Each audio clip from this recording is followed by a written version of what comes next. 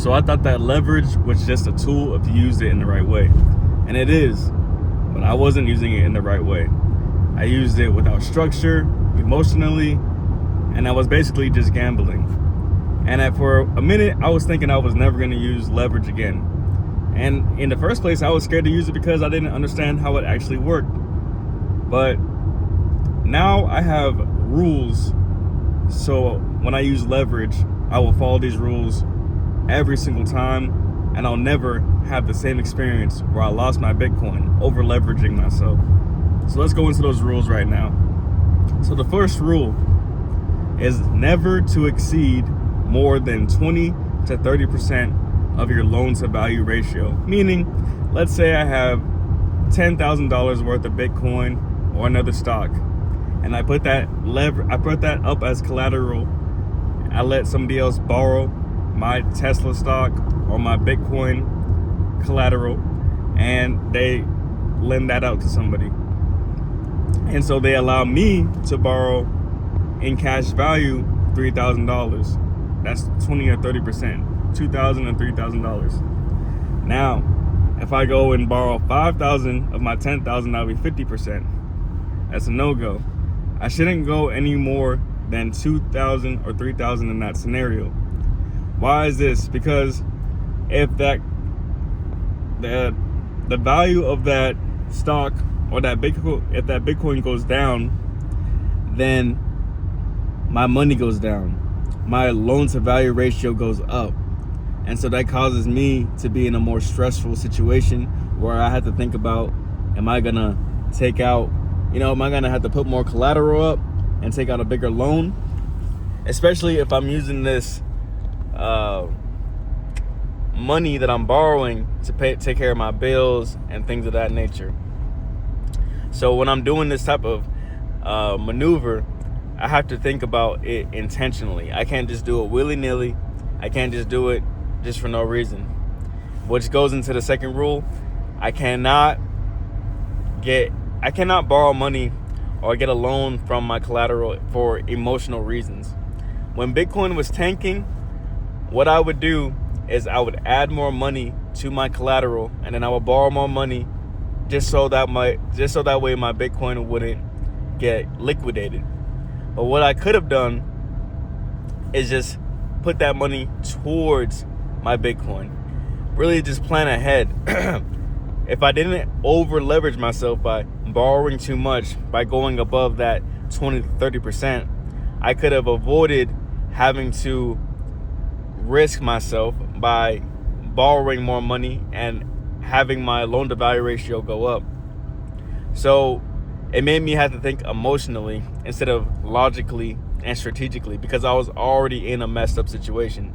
I didn't have no safety net of what happens if Bitcoin goes down. I was only thinking of the upside. I wasn't thinking of the downside. I was thinking of short term, and I wasn't thinking of long term. So that goes into the next thing. So we already talked about percentages. We talked about emotions and backup plan. What do I do if Bitcoin does go down? If my margin or if my call wasn't correct? I need to have cash on the side, and I need to be able to mitigate that risk. That's all it really is mitigating the risk. Is being able to have some money on the side and available in that network of wherever that you're borrowing your money from. That way you're able to go ahead and put some money towards Bitcoin. What I'm saying is that I had my money on Coinbase, right? Collateralized with Morpho. And when it was up there, it took a week for me to have access to the money that I have in my bank account. So even if I had the money and I wanted to just put it towards Bitcoin and go ahead and get it, I couldn't do it like that. I had to do all these other maneuvers. I'm going to explain it to you real quickly, so stay tuned.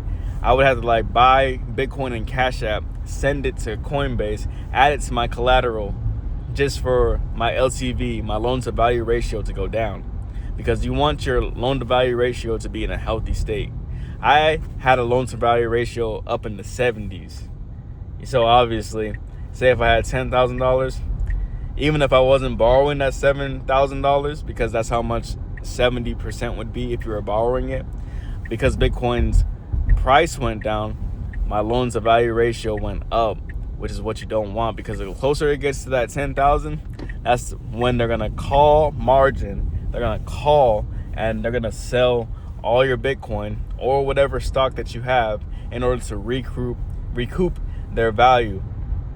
And so that is not what we want to happen. You know, as an investor, as somebody who is wanting to stack wealth, and somebody who is wanting to build for the future, that was a mistake that cost me a lot. It cost me a lot of work that I did all last year, a lot of money that I could have had now, but you know, it was just a mistake.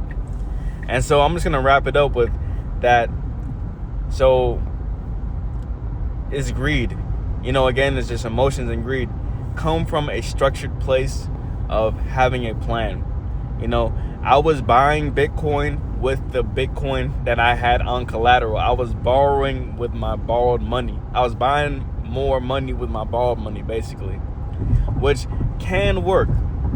But you have to have, like I said, a backup plan, and you have to have everything structured right, and you have to understand that the value of whatever you're buying could go down. It's like buying a house, and the equity of the house goes down, and you can go into foreclosure.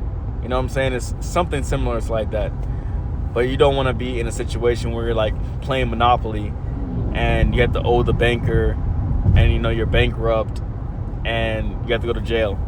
That was a horrible example, but you guys get what I'm trying to say.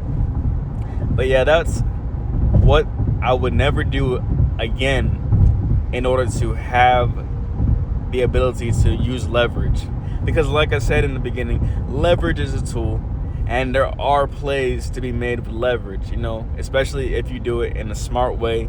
You have enough cash on the side, or you have enough time in the market to have Bitcoin or whatever stock or whatever thing you have go up, you know.